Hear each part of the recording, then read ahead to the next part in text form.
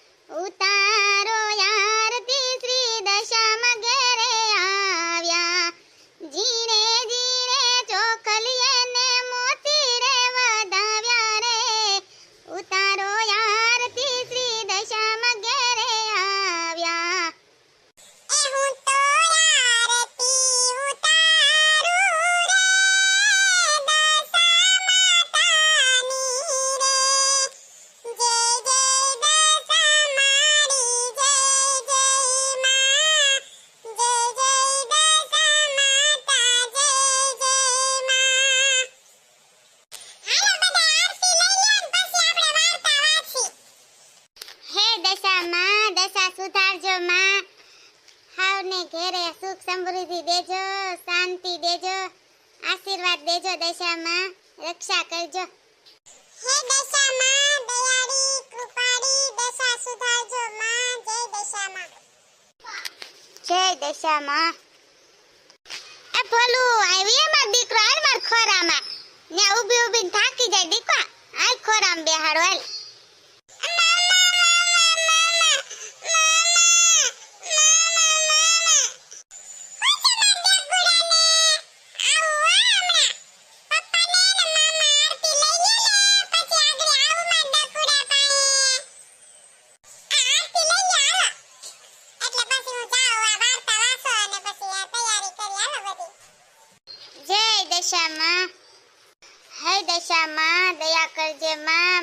બેનને ઘરમાં સુખ સમૃદ્ધિ શાંતિ દેજે ને દશા સુધારજે દશામાં.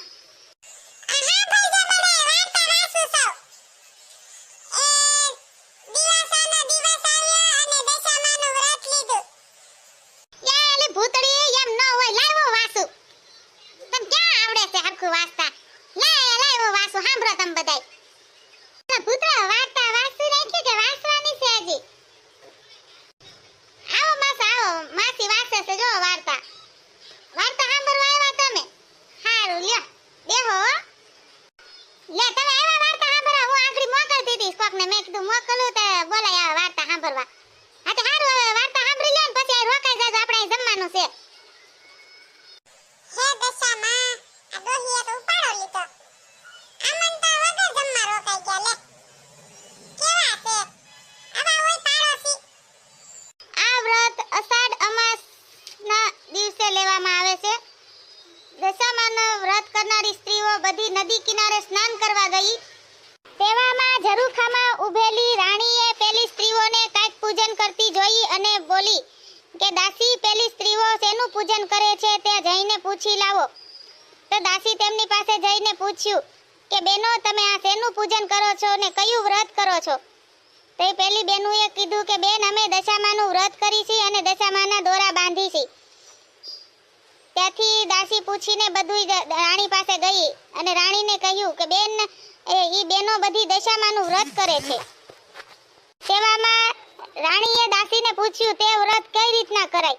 તો દાસી બોલી કે દશામાની માટીની સાંઢળી બનાવી, તેની પૂજન અર્ચના કરવી અને 10 ગાંઠો વાળી દોરો દશામાના પૂજનમાં રાખવો અને એક દોરો હાથે બાંધવો અને તેથી કરીને દશામાની 10 દિવસ સ્થાપના કરવી અને એની પૂજા અર્ચના કરવી. તેને 10મા દિવસે નિવેદ ધરાવી અને એનું વિસર્જન કરવું. તે રીતના દશામાનું વ્રત કરવાનો વિચાર કર્યો. તો રાણીને થયું કે હું પણ આ વ્રત કરું. એની ભૂતળી ઘડીકવાર છોકરાને લઈ લે ને.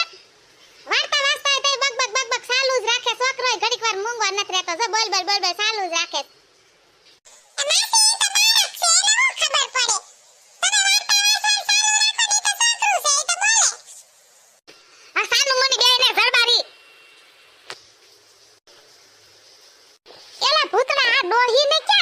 દીધી હવે વાર્તા કરતા વધારે તો ઈ બીજી પંચાયત કર્યા કરશે વાસ્તી. આ શું કરું માસી કહે છે કે લાય હું વાસું. ભૂતળી પાસેથી સોપડી લઈ લીધી કે તને નથી આવડતું, લાય હું વાસું.